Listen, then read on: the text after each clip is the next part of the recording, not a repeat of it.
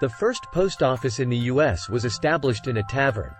Benjamin Franklin is often credited with launching the U.S. Postal Service after the Continental Congress authorized him to create postal routes in 1775.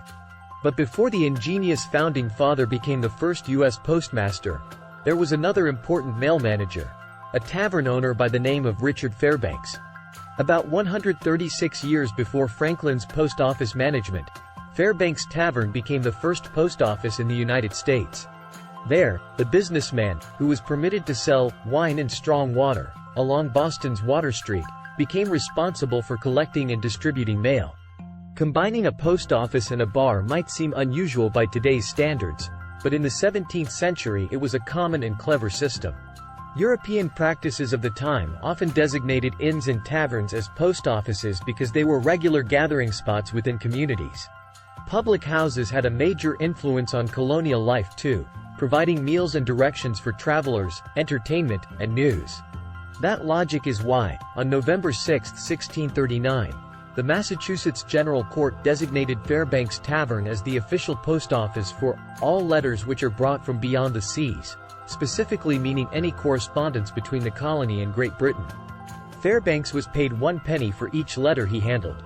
As for intercolonial mail, early Americans were resourceful at communicating with fellow New Worlders, privately sending their letters throughout the colonies with the help of traveling neighbors and merchants.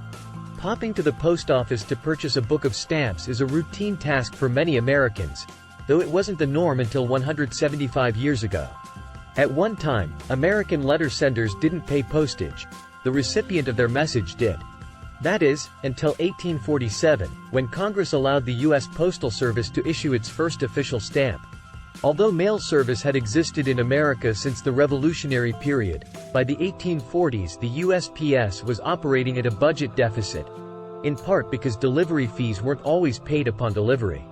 Postage upon delivery was not cheap. The cost of sending a letter from New York City to Buffalo, New York, was as much as 25 cents at a time when many workers barely earned $1 a day. Mail recipients could refuse letters, meaning the Postal Service was on the hook for the round-trip delivery cost. Many Americans were skeptical of prepaying postage, believing it an insult that suggested the recipient was too poor to cover the fee. But by 1855, Congress's mail reforms made stamps mandatory, while also standardizing and lowering the cost of mail delivery.